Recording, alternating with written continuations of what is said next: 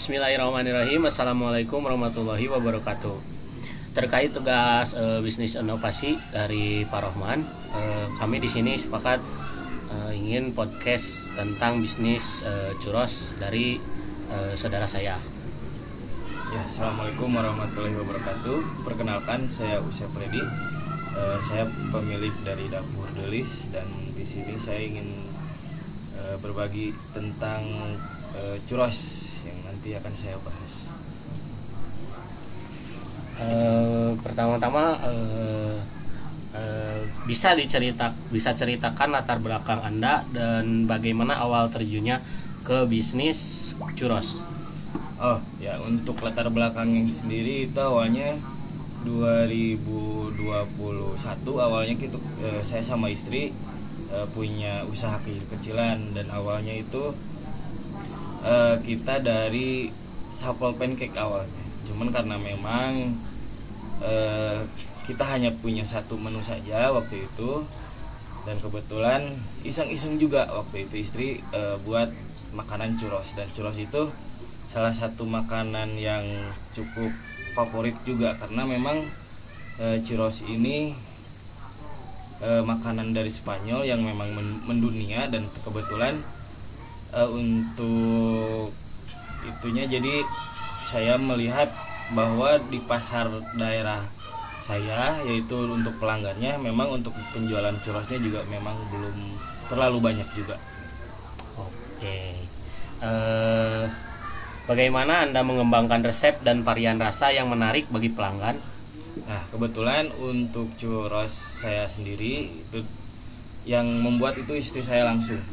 Nah, untuk variannya itu biasanya kan churros hanya churros terus langsung gula halus, terus sama atau kalau tidak sama kayu manis yang diparut. Nah, kebetulan untuk istri saya itu punya inovasi, beliau pakai glaze, namanya glaze. Itu karena memang awalnya dari sapel juga, jadi untuk rasanya lebih banyak, dan untuk pemilihan rasanya juga ada dua, baik itu dari glaze ataupun dibilangnya saus, ataupun dari churrosnya sendiri itu bisa dikasih rasa ataupun warna-warna yang beda gitu. Apakah media sosial berperan besar dalam membangun brand Anda? Jika iya, bagaimana cara Anda memanfaatkannya? Ya, betul.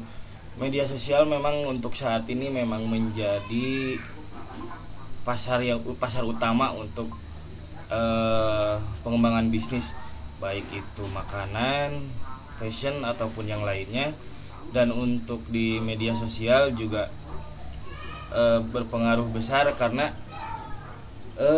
lebih banyak peminatnya, soalnya dari kebanyakan kan sekarang udah musimnya era digitalisasi, dan paling penting juga di media sosial itu secara untuk pemasarannya juga lebih mudah, dan untuk penjelasan ke pembelinya juga lebih enak, kayak gitu aja sih.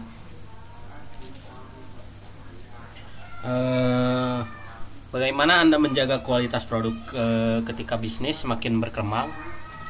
Kalau buat saya dan istri itu kebetulan yang paling kami jaga itu adalah kebersihan dari pembuatan makanannya tersebut gitu. Kalau untuk rasa, alhamdulillah selama dari awal pembuatan churros sampai sekarang itu rasanya udah enak, udah pas. Cuman yang paling kami jaga itu adalah kebersihan, baik itu kebersihan saat pembuatan ataupun saat pengemasan. Nah, saat usaha alhamdulillah kemarin berkembang.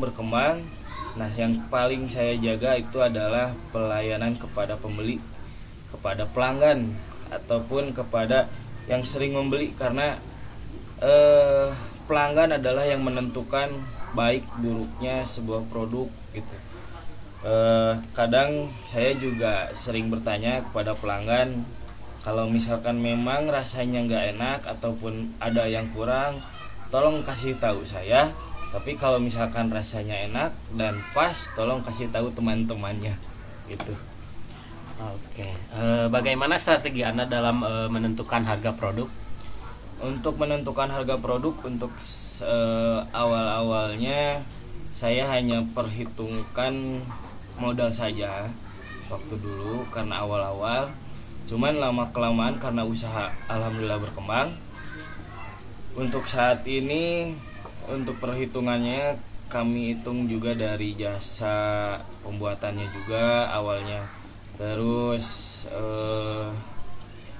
dan yang lain-lainnya baik itu transport, dan kebetulan untuk biayanya sendiri untuk di Churros itu hampir 50-50, maksudnya 50 ya, jadi kayak istilahnya modal 10.000 baliknya 15.000 gitu. Bagaimana cara Anda menarik investor atau pendanaan untuk pengembangan bisnis Anda? Nah, untuk investor itu kebetulan ada dari orang Bekasi juga. Nah, dulu waktu itu saya hanya menceritakan tentang seperti apa churros di daerah saya. Nah, karena churros di daerah saya tersebut di Pangalengan memang belum terlalu banyak, dan salah satu usaha dan yang menurut saya peluang yang paling besar itu adalah usaha yang memang jarang banyak pesaingnya gitu. Nah, dari sana datanglah mulai investor yang dari Bekasi tersebut untuk menanam modal, dan alhamdulillah untuk saat ini untuk churros saya itu udah berkembang untuk pemasokannya itu ke KP-KP dan juga ke frozen food juga. Apa momen paling berkesan selama menjalankan bisnis ini? Momen yang paling berkesan itu waktu awal-awal bikin. Itu ceritanya istri cuma bikin buat cemilan aja karena ada bahan lebih gitu. Nah, lalu saya pasang tuh di story WA. Nah, kebetulan ada yang bilang, "Wih, itu churros," katanya. Saya juga baru tahu itu namanya churros, cuman istri saya memang udah tahu itu churros. Nah, awal-awalnya yang jadi momen serunya itu baru posting udah langsung banyak yang pesen.